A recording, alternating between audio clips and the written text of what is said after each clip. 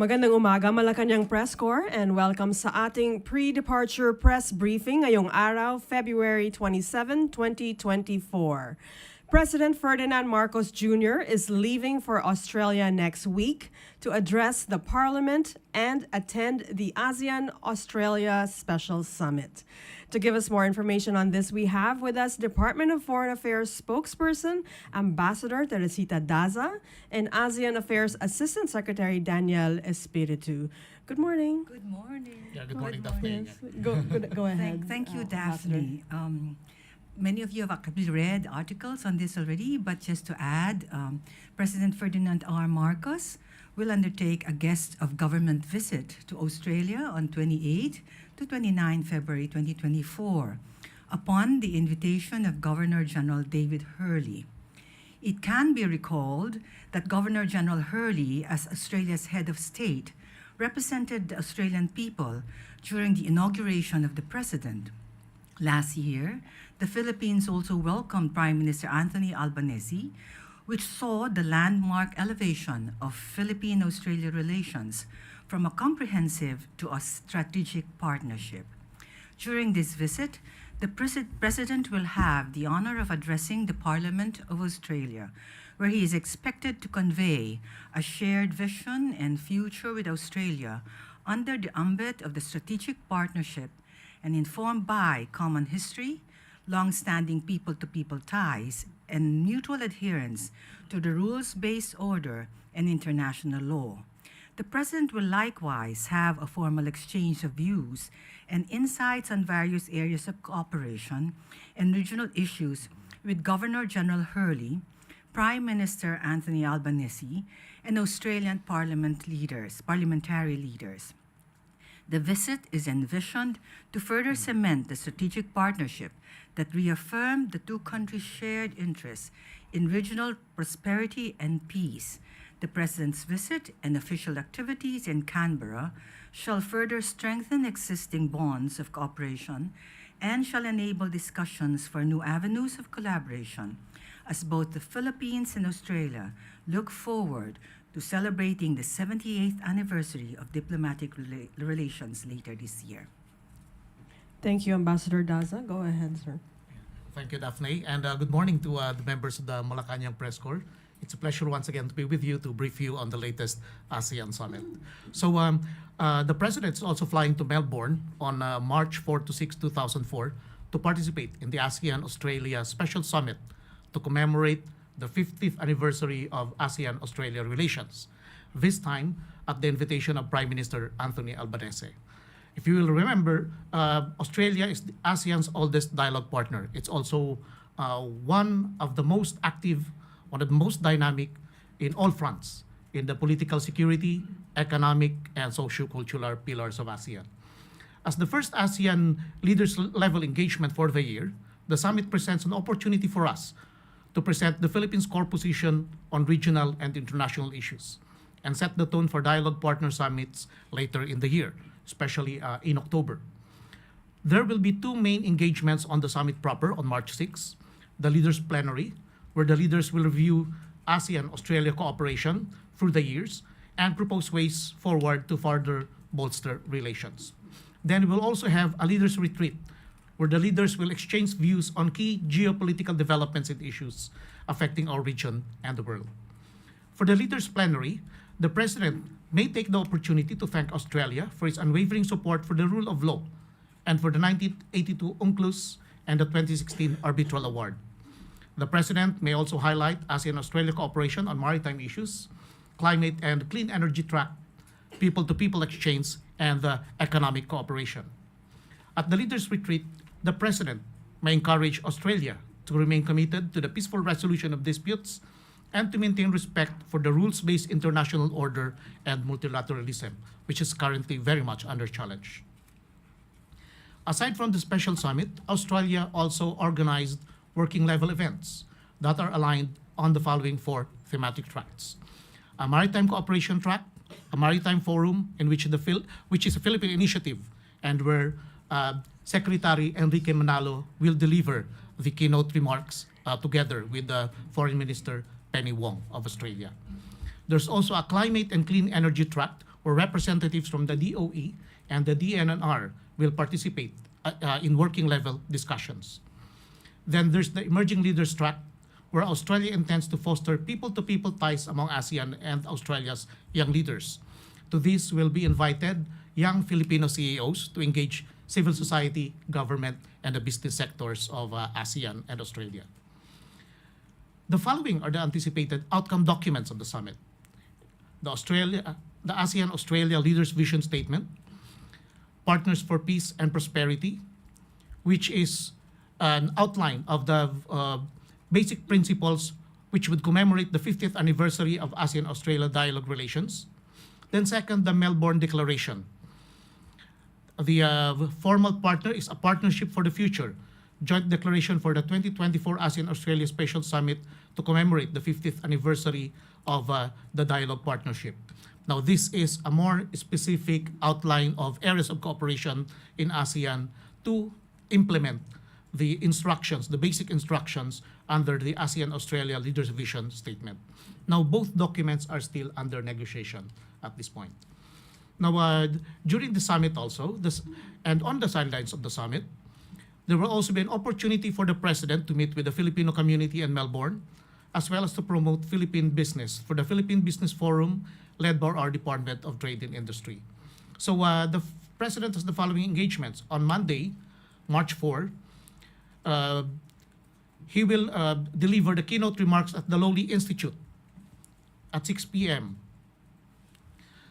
He will highlight the Philippines' role as an active participant in world affairs and a contributor to the rules-based regional security architecture. Then at 7:40 p.m. on the same day, March 4, there will be a Filipino community event at the Town Hall of Melbourne. Now, on Tuesday, March 5, 2024, he will deliver remarks at the Victoria International Container Terminal. Now, this is important since this will involve the launching of the expansion of the Victoria International Container Terminal, which is Australia's first fully automated container terminal. Now, this terminal is a subsidiary of the Philippine International Container Terminal Service Incorporated and is a testament to ICTSI's leadership in the field of global port management. There will also be bilateral meetings with Cambodia and New Zealand. And after that, an opportunity to promote Philippine business for the Philippine Business Forum to be led by the Department of Trade and Industry. I guess I'll stop here and open ourselves for... Thank you, Assistant Secretary Espiritu. Thank Any you, questions? Eden Santos, Net 25. Good morning po. Tanong ko lang po, ano po yung difference nung pagbisita ni PBBM sa February 28, 29, dun po sa March 4 to 6, bakit hindi na lang po pinagsabay yung event or sinama sa isang foreign trip? It's actually the organizers who can answer that question. But the difference is, for the 28-29, it's largely in terms of Philippine-Australian relations. So it covers the whole gamut of cooperation between the two countries, and it's upon the invitation of the governor, who serves as the head of state of Australia.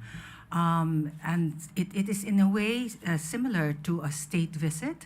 So because it's upon invitation of the governor, and the governor is hosting the visit of the president in Canberra. As you all know, Canberra is the capital of Australia. So that's the first leg of the visit to Australia. The second, of course, is related. It's not related to ASEAN, largely in terms of the celebration of the ASEAN-Australia Commemorative Summit. But as already mentioned by ASECDAN, there will be side events, and one of the side events, as we already mentioned, is the PhilCom meeting, which was not held in Canberra, and there's also a reason for that, largely because many of our Filipinos are actually in New South Wales and in Victoria. So it's in Melbourne that it's being held, and that would allow him to actually meet more Filipinos in the area. So that's one reason. But his other talks, like in terms of Lowy Institute and the Business Forum, will actually be held in Melbourne.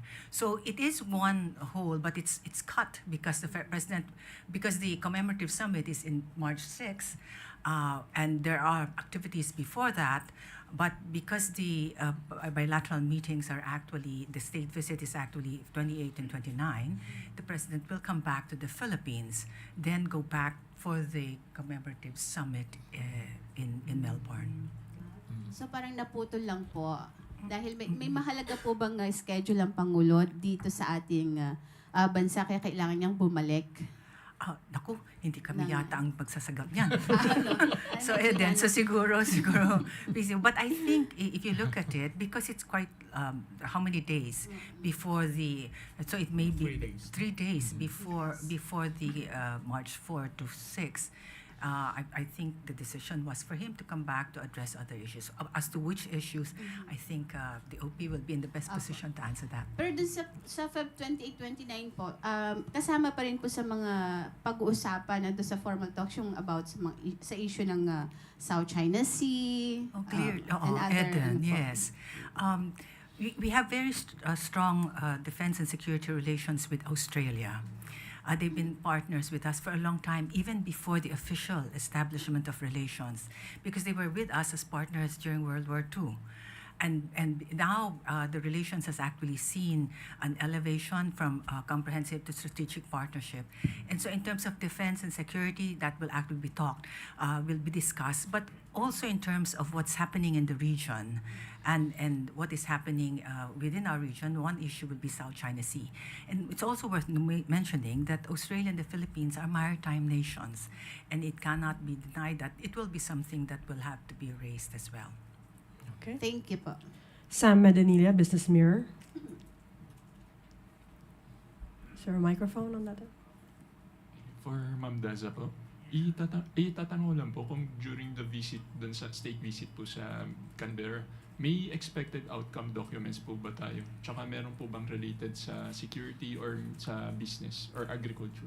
Thank you po. Yes, on both. But I'm not at liberty to actually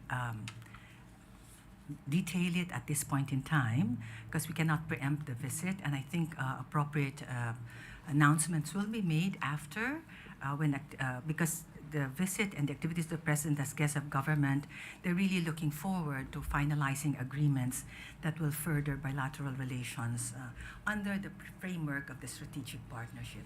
So if you look at the joint declaration on strategic partnership between the Philippines and Australia, you'd be able to see the whole range of areas of cooperation between the two countries. And if you note, defense cooperation, economic cooperation, people-to-people linkages are some of the issues that actually have been incorporated in the joint declaration. So yes, there will be agreements, but I cannot detail this at this point in time. Pwede po kaya na malaman kahit ilan lang po yung documents na expected? Or ano pa rin po yan? Siguro you just wait, but there will be. Definitely there will be agreements that will be that are being finalized. And this is where I want to explain. When the President goes, it is already a significant milestone in terms of the relations. But to augment that is when we try to actively engage and come up with certain agreements that will serve both parties, both countries. And of course, if you note, during the past visit of Prime Minister Albanese, there were two agreements that were signed. One was relative to work and holiday. That was last year. And the other one was relative to agriculture. So do expect, it would be natural to expect that there will be agreements that will be signed relative to other areas of concern of the country. Okay. Pia Gutierrez, ABS-CBN.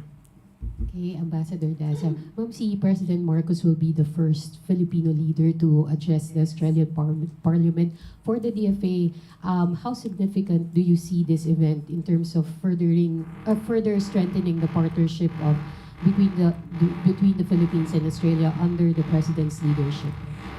It is significant because, as mentioned already in many of the articles, it will be the first time the Philippine President will be speaking before the Parliament of Australia Other notable leaders who have had the opportunity to speak before the Australian Parliament have included, and this has also been written about, U.S. President George W. Bush, President Barack Obama, People's Republic of China President Hu Jintao and Xi Jinping, UK Prime Minister Tony Blair, Japanese Prime Minister Shinzo Abe, and Indonesian President Joko Widodo. This is a very good opportunity for the Philippines not only to underscore the shared vision about the future with Australia, and this coming after we elevating the two of us elevating our strategic partnership, our partnership to strategic partnership, but it will also help us underscore because both countries as maritime nations have actually committed to adherence to the rules-based order international law. So it will be very significant. It will be an opportunity for both, for the President to discuss the close and enduring relations between the two countries, but at the same time see how we can actually explore areas to further deepen the relations. Pia. Another question, ma'am. Ano po yung profile ng Filipino community in Australia? Very good question. Because the people-to-people linkages is very important when it comes to Australia. As already mentioned by some of the newspapers, there are about 408,000 Filipinos in Australia, and we constitute about fifth largest immigrant community in the country. In terms of profile, most of them work as crafts and related trade workers, professional service and sales workers, skilled agriculture, forestry, fishery workers, technicians, associate professionals, and managers. So that's one aspect of people-to-people linkages, the presence of our community there. But that's just one. The other aspect is in terms of students. In Australia, you all know that Australia has been preferred the study destination for Filipino students seeking higher education. In 2022, as the report mentioned, there are about 17,825 international students in Australia from the Philippines, ranking the top 8 source and accounting for 30% of the total population of international students. So Australia is currently the third most popular destination for international students in English-speaking world after the US and UK. So that's one aspect, another aspect. But in the other aspect, in terms of people-to-people linkages, is in terms of tourism arrivals. And we've actually seen an increase in terms of tourism arrivals. In 2023, for example, we had 2,666 plus tourists from Australia who have actually visited the country. And if you will go back in terms of several months, one of the things that was signed during the visit of the Prime Minister in Manila was the work and holiday visa arrangement, which would definitely also facilitate increase in terms of exchanges and linkages. So I hope I understand. Okay, Ace Romero.